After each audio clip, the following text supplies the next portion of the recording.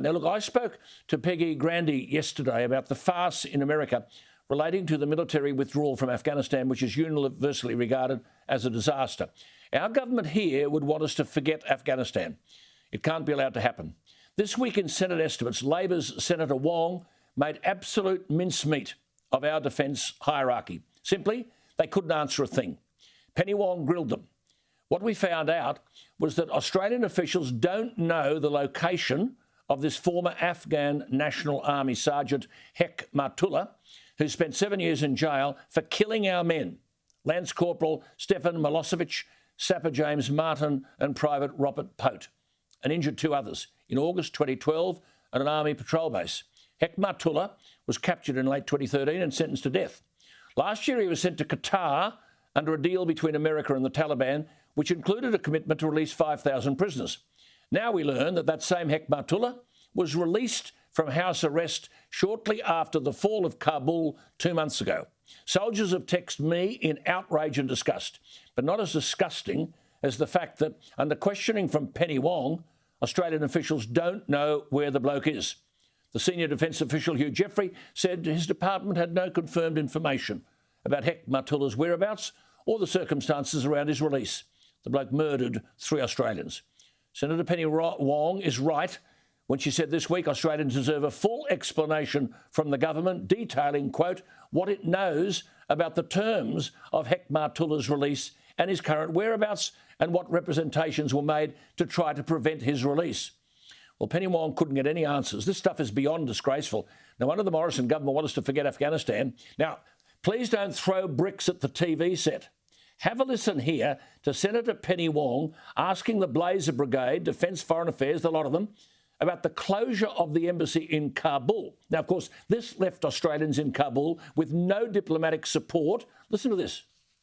This is a question about when you first discussed or flagged the possibility that the embassy would have to close. Your question on notice to me, your answer to my question on notice is that it was April 2021. I'm not asking in the abstract. I'm asking whether or not this was raised prior to April 2021. Senator, the deteriorating strategic environment was raised, which we then well, this is about the closure of the embassy, okay? Look at the expression on Senator Wong. She simply asked this lot when the decision was made to close the embassy. And these backsliders carry on about strategic environment. Penny Wong goes again. When did the government first consider that we might have to close the embassy? That was always part of our contingency planning, Senator.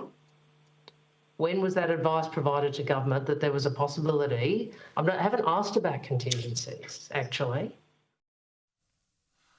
How simple is that? When did the government consider it might have to close the embassy? Pretty critical point, because Australians in Kabul were abandoned. The Blazer Brigade can't tell her.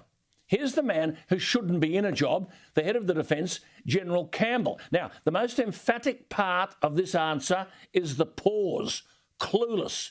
Senator Penny Wong persists. All she wants to know is, we're closing the embassy on May 28, 21.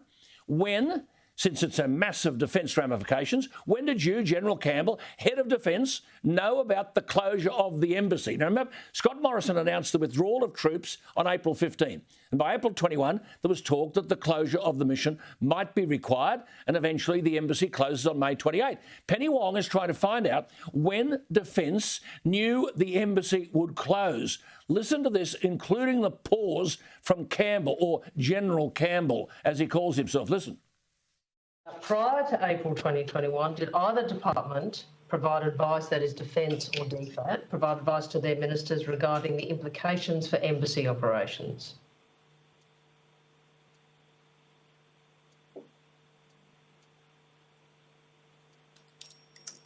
Senator General Campbell, Defence did not. That is not a Defence responsibility. That's all we could offer on that one. There you are. Do you see him? All the ribbons and starched shirts. After the pause, he announces himself as General Campbell. Senator Wong asked the critical question, did Defence or anyone provide advice to the government about the implications of the closure of the embassy? And Campbell says it's not a Defence responsibility. These people are running our defence and security. How Penny Wong remained patient, I do not know. Campbell was then asked when he became aware of the need for the evacuation of these people. And she says, were we to be part of the US airlift? Here's Senator Wong. I'm asking whether anyone in this hearing can tell me who made that decision, that is not to join the US airlift, and as at July that there would be no evacuation, and when departments became aware of that decision and how. Well, Senator, that's a matter for government as you've described the announcement and the statements in the announcement. When did you become aware, General Campbell? Senator, I know you're going to hate me or hate the answer I'm about to give you, but the Defence Force really does constantly plan for the conduct of evacuation. I know. So General Campbell, I know it's about your knowledge. It is about your knowledge of a government decision. It's not about your planning. When were you aware that there was a decision not to join the US airlift, General? I'd have to take that on notice, Senator, for that particular announcement, and I'd have to take the record on. And when did you first become aware? When did you first advise? When was the possibility of evacuation of Australian visa holders first discussed within government? In terms of the operation that we conducted, in August, Senator. So why in July are we ruling it out? As I say, Senator, it is something that you would have to take up with the relevant minister. This is painful, isn't it? Can you believe that? He knows nothing about who decided not to be part of the US airlift. He knows nothing about the evacuation of visa holders. This bloke's head of defence and all that lot sitting around the table are part of his motley crew. This is a major international issue. Surrendering Afghanistan to the Taliban with all the potential risks to Australians and others, and the bloke in charge of defence, General Campbell, says the Defence Force doesn't really plan for the evacuation. And Penny Wong responded by saying, it's not about planning. When did you know of the decision that we wouldn't join the US airlift or plan a similar operation? And Campbell says, that's a question for the government. Well, Dr. Kay Danes has worked in the Middle East, Afghanistan and Southeast Asia and has worked in Nangarhar province, one of the 34 provinces in Afghanistan. She gave, along with Glenn Colomitz, the director of GAP Veteran Legal Services, who advise on a range of veteran entitlements, and they've been fighting like hell for our people in Afghanistan, abandoned. They also gave key evidence to that same inquiry into our involvement in Afghanistan. And Kay joins me. Dr. Kay, you've heard Senator Wong on the need for an urgent evacuation from Afghanistan, and the head of defence can provide no answers on who decided and when they decided, who should be evacuated and how many. Now, you've done a stack of work on this. Was there adequate support for Australian visa holders in Afghanistan when Kabul fell?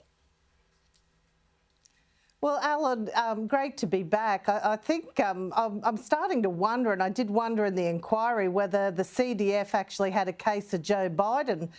He was certainly articulating similarly. But we had ample opportunity months before Kabul fell. When the Afghan government had control, we could have alerted our Australian citizens remaining and our Australian visa holders to that we were in fact leaving at some point in the near future, and that would have given those people sufficient time to make contingencies to get themselves out of harm's way. And we failed to do that, or rather our government failed to do that. That's one of the biggest failings in this whole case. It is. That's why we're talking about it months afterwards. Do we still have Australians and those who assisted Australians, both of which categories are enemies of the Taliban, they're after them, do we still have them in Afghanistan at risk? Yes, we do. We have quite a few people. I could give you the exact numbers because I don't have to take questions on notice, Alan. I know the facts and I could give them to you privately. We obviously don't want to alert the Taliban to exact numbers, but it's just a real... it's a real travesty watching our government departments struggle the way they did for just providing simple answers to very simple questions. See, Penny Wong asked this critical question. You and I have talked about this often. Australian Embassy security guards. And why weren't they a high priority? The answer was, oh, well, they weren't considered to be in as much risk of harm as those who worked inside the embassy. I mean, it's laughable. Their excuse, the embassy guards worked on the outer perimeter of the embassy. Now, wasn't it argued by Home Affairs that these people, many of them Afghans, were private contractors and, quote, not directly employed by the Australian Embassy and didn't meet the same eligibility criteria? I mean, Kay, do you think the Taliban differentiates between those who worked inside the embassy and those who worked outside? Well, the person that actually raised that point kind of got the legislative instrument a bit wrong, a bit of a misinterpretation, because that was referring to a different category of security, not the embassy security. And we firmly established that all the embassy guards were actually eligible to be evacuated. And when we got them to the gate, Alan, they were left behind. Yes. Absolutely. Just say that again. They were eligible. When we got them to the gate, they were left behind. Now, you're absolutely right. We don't want the Taliban to know how many are there, but just asking you again. So we do have interpreters who work for Australians, including ministers, people who defended Australian ministers and government leaders when they were in Kabul, and guards. They, as you speak to me now, have been left behind. And Australian citizens, quite a lot of Australian citizens have been left behind. Passport holders, I've cited the passports myself. And there's a lot of work to do, Alan, and it's so unnecessary because they could have got everyone evacuated. Australia had such small numbers. We could have got everybody out before Kabul fell on commercial flights or by other means if they'd only had the decency to let people know. Absolutely. Do you think Australian people know what we are talking about, which is the reason I'm speaking to you tonight? And I just want to say it again to you, Kay. So in that whole difficult environment of the embassy and Australian officials, we had Australians working in the embassy. We had Afghans and Australians working outside the embassy to protect Australian officials, including everyone from Prime Minister down. Now, you're telling us tonight that there are still those people, both Australians and people who work for Australians, both of whom are enemy of the Taliban. The Taliban don't look at semantics, and they're still stuck there, fearing for their life. They're in hiding, indeed, Alan. We've got them moving around safe houses. Some of them are moving twice a week. It's that intense. We really need to do something. It's gone beyond the joke. Yeah, but I mean, they won't do anything because they want everyone to forget about Afghanistan. I mean, Peter Dutton, we thought, was the hope of the side. He must surely understand this problem. What's his response been? Well, everyone has to take questions on notice, Alan. They don't want to answer the questions. They don't want to answer the questions. Well, Kay, look, there's the other aspect of this I want to talk to you about, but not tonight, and it has to be addressed. And this is this whole question about the Brereton report. Now, in the Brereton report, there's a whole stack of people there who were sacked, basically, to use lingo we understand. They were sacked. They were given notice of termination. They lost their job. They lost their dignity. They lost their support. They lost their means of supporting their family. They're traumatised and they have mental health problems.